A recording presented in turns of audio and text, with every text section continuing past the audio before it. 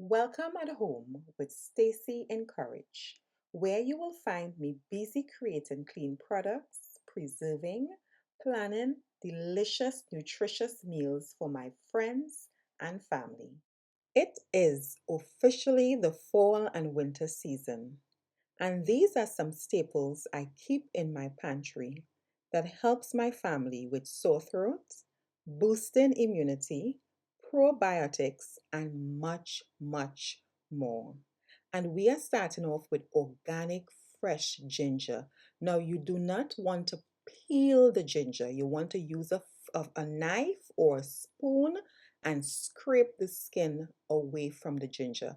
And this is all we're using. That's all we're doing. And once you have scraped your ginger, you can wash your ginger before or after. Now, I started off this process using my mandolin, which is a bit dull. Make sure you have on gloves, make sure your hands are safe. But I think the best thing was using a knife. I think this is dull, or maybe the ginger is just a bit too hard for this. Now, there are two kind of ginger. There is a really, really runny ginger, and there is a dry ginger. I am using the more dry ginger. I prefer this ginger. I find it tends to be more potent. Here are some benefits of fermenting ginger in honey. It offers probiotics, which improve gut health, while the ginger provides anti inflammatory and digestive support, and the raw honey adds antioxidant and antibacterial property. So, this is good for you overall, and this is why I love this so much. I have had this bottle of honey now for about a year. I had two. This is coming down to the end, actually about 2 years now, and it's not finishing. I paid like about $75 for this at the farmers market. I believe it's now $85 at the farmers market, but it has definitely served me well. And I'm just pouring this into my jar until my ginger is covered. This is how simple this process is. Now I am taking a chopstick and I am mixing the honey and the ginger together. I don't want any air pockets. I want it to be fully incorporated into the jar. And as you see me doing here, this is a fairly easy step, but I believe it is an important step. Now, you will see a lot of videos where people covering this and they're flipping it upside down every day. I find that tends to be a lot of work and very messy. So I prefer to use weights and I weigh this down, and this does not move. I also have these lids these are self-burping lids that I like, and these lids burp on its own. If you don't have these lids, you could use a regular lid and you would burp it once or twice a day. For me, I do this thing for the long haul, so I find ways to make it easier for myself. And these here have been fermenting for about a year. I do this every year. And within about 2 to 4 weeks, this is ready to be eaten. If you notice, you will see some discoloring and you would see that the liquid will run a little bit thin. This is all fine because a little bit of the liquid has released from the ginger. So you notice the honey, it will become more runny. This is garlic. Garlic tends to turn very black. Turmeric tends to turn, of course, very orange. And of course, the ginger remains the same. This is me here. This has been fermenting for about a year and a half. And this is what's left in this bottle. And I will just blend this up and we will make a spread. We can eat it as is, or we can put it on bread or on toast, and we can do things like that. So this is something that is also very versatile. It could be worked as or used like a jam, a healthy fermented jam. And as a side note, these weights have been in here for about a year or two and they have not moved. So I've never ever had problem with mold or mildew and things like that. It is officially the winter and fall season, and fire cider is a must have staple I keep in my pantry at all times. This helps with sore throat, boosting immunity, probiotics, even mucus. So it's a lot of benefits to using fire cider. I am starting off by crushing my garlic. Now, you don't have to do this step, but I find when you crush your garlic, it releases the juice, making this more potent. Knowing me, I am going to crush something. I am using rosemary, fresh rosemary from my garden, but you can use dry rosemaries as well. I'm also using some allspice as well as echinacea, right? Echinacea has a lot of benefits. I'm using one whole orange. Again, you can use grapefruit, use whatever you have on hand. Horseradish is also really good for apple cider as well. There is a lot of benefits in horseradish. Now, I don't have any horseradish, so I'm simply using what I have. I am removing the skin from my lemons as well as my limes because these are not organic and some of them tend to have that wax that we don't want to consume. I am using 3 chili peppers. Um, Now, I have this in my garden, so I'm using it. This is optional. Peppers is really good for clearing things like congestion and other things. I think peppers have a lot of benefits. A lot of people who have the cold tend to drink peppery hot soup in the Caribbean, and that will help them just release a lot of mucus. So definitely, and of course, onions. Onion is a powerhouse for illness and a lot of other things. So we're going to cut up a whole onion and put that in there. And we are just simply rough chopping everything. This doesn't have to be perfect. And the last thing I'm going to add to this, of course, is some crushed ginger. You can use any jar that you like, but I am using a half-gallon mason jar. And once all of my ingredients is inside of my jar, I will fill this jar up with apple cider vinegar, leaving a 2-inch headspace because the onions and other vegetables will release some liquid and you want room for it to expand. I am covering this with my weights. I prefer to use fermented weights. And there is some excess apple cider vinegar, so I am going to remove that so there's no spillage. I'm covering with my self-burping lid, which I can set this and forget it. I don't have to worry about spillage. And I'm going to let this seep for about 4 to 6 weeks. You can even do 2 months. This has been 2 months. And everything is fully extracted into the apple cider vinegar. Now we are going to go ahead and strain this off. And once you strain this, it would look pretty cloudy. Don't worry about that. Once it's settled, it can be clear. If you don't mind the cloudiness, you can go ahead and drink it just as is.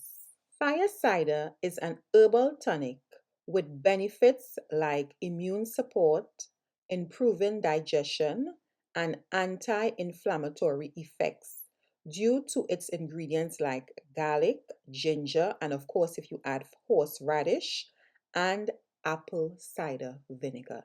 So, there is a lot of benefits to fire cider tonic. And you want to take this in a little shot glass. You can take it every morning, you can take it every other day, you can take it once a week, but it definitely will give you a boost. Okay? So I store these in little bottles and I keep it in my pantry. Now, this is clear because this has been settling for about 1 year. You can drink this, you can sip it like tea as well. You can just get this into your system and enjoy all of that benefits.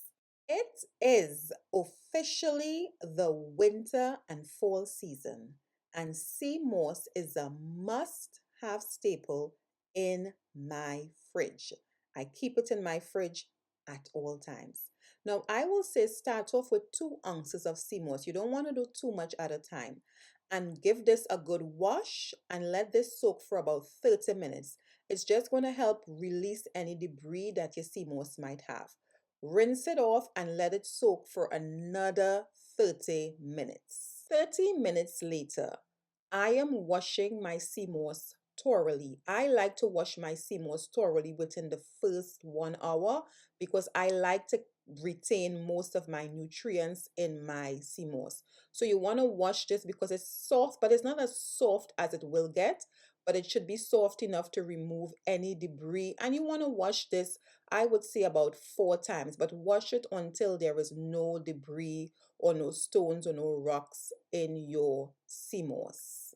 For the people who may not know what sea moss is, it is a type of seaweed, also known as Irish moss, that is rich in vitamins and minerals, a lot of what the body needs. Now, as you see, I am continuing to wash. Wash thoroughly. Do not miss this step. And the final wash, I wash my sea moss with a lime or a lemon. And once I wash my sea moss with a lime and a lemon and I rinse it, I do not wash it again. I find whenever I wash my sea moss with the lime, it just makes the sea moss expand thicker and quicker. So once I add lime to my sea moss, I no longer wash. So I make sure and wash thoroughly before I add my lime. And that's my way. There is a lot of different other ways to do this. This just works better for me. Did you know that sea moss contains 92 of the 102 minerals the human body needs? Now that my sea moss have been nicely washed, and I spent a lot of time on the washing because I believe that is one of the most important paths of making sea moss is cleaning the sea moss. I am going to fill my bowl until my sea moss is covered in water. Whatever amount of sea moss you're using, just let it cover the sea moss in water. Now you can use filtered water. I use tap water. All right, and let it cover it in water, and then you cover that and let this sit. It could sit in your refrigerator or on your counter. It can sit for 4 hours.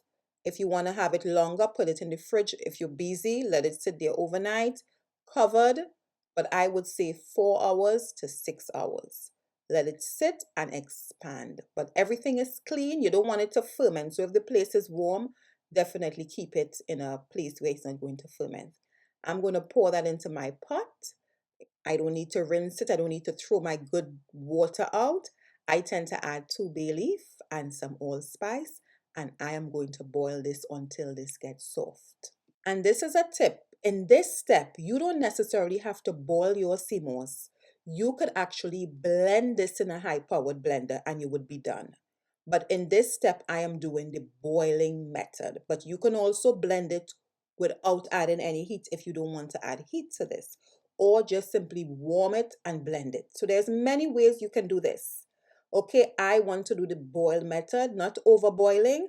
Once it has melted, I'm just going to take my immersion blender and I'm going to blend it smooth. Of course, make sure you remove your bay leaf and your allspice or whatever herbs you're using. You don't want that blended. And that's really how easy it is to make sea moss. The most difficult part is making sure that your sea moss is clean. That is it. And you will have bottles of sea moss in your fridge for 2 months. I went ahead and canned mine so that I can have a longer fridge life. Now, these are not shelf stable, they have to be stored in your refrigerator. And you can store this for up to about 2 months. A little bit more is totally up to you, but do smell them. It is officially the fall and winter season, and these are some staples I keep in my pantry that help my family with sore throat, boosting immunity, probiotics, and much more. Now, this tea, we call it red tea in my home. It is a combination of elderberry, hibiscus, and rosehip. Now, what I love the most about this tea blend is the fruit flavor, and of course, it is packed with antioxidants and a lot of other benefits. Now, my son did not like tea. He did not like tea. He did not want to drink tea. And this was the blend I made and got him drinking tea. And he will ask, Mommy, can I have some cold red tea in the morning before he goes to school? Or, Mommy, can I have some hot red tea? So the fact that he's drinking this and not soda makes me so happy. And I just mix equal part of each tea blend. And that is it. Now, if you want to know some of the benefits that this tea offer, you can definitely look up each tea online and you will be amazed. When it comes to putting a lot of medical terms in videos, you know it can get a little bit, uh, let's just say that. But the main thing is, this is good for you. It will not kill you. That's the main thing. It is a lot of beneficial nutrients that you're getting from this blend. So this is a staple in my home. Before the jar is empty, I have to make sure and restock this blend because this is a favorite by all, especially my son, who was 2 when he started drinking this. This other blend is a combination of garlic and ginger, equal parts. Now, you know the benefits of ginger and garlic. It helps reduce inflammation and pain. It boosts your immune system and support heart health, lowering cholesterol and blood pressure. So garlic and ginger definitely has a lot of benefits. But I keep this on hand to mix with other teas. Sometimes you may not be feeling so well and you just want a cup of tea to help just add nutrients, just, help things function better.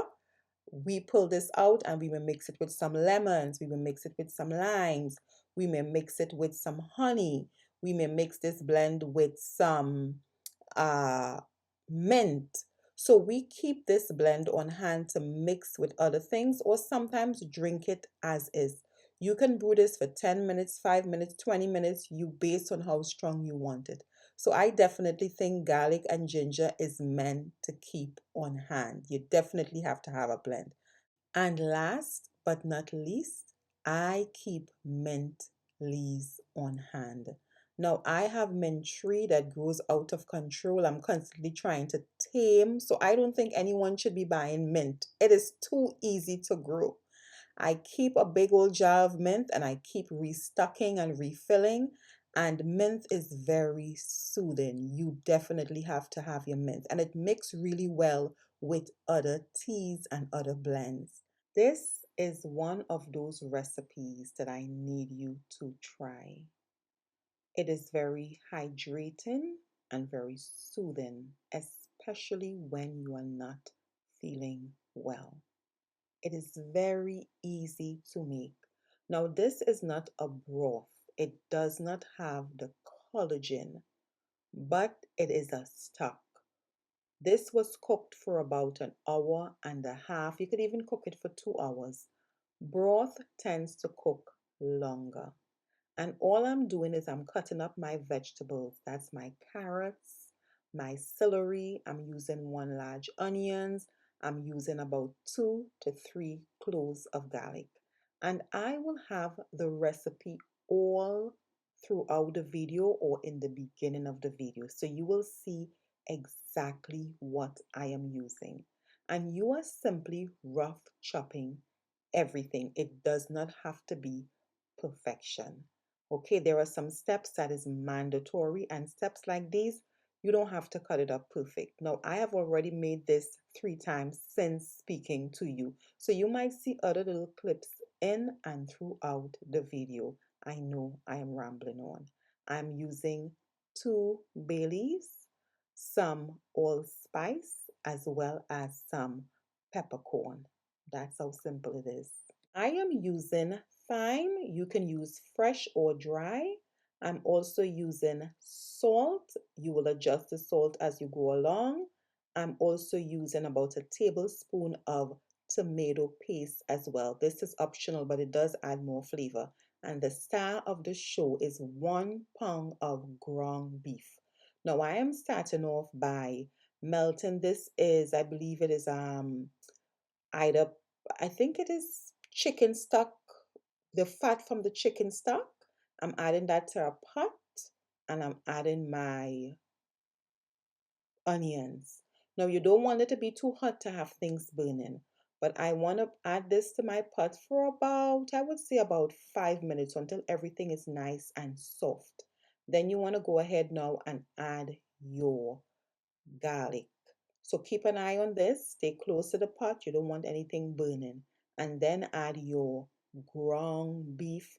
Break it up. make sure everything is separated. Now you choose which, if you want it lean, if you want it with some fat, you choose. I am not fussy about that at all. The flavor is what I am concerned about. So you can use 85% lean or 95% lean. It is totally up to you. This is your meal. This is your kitchen. You adjust to suit your lifestyle.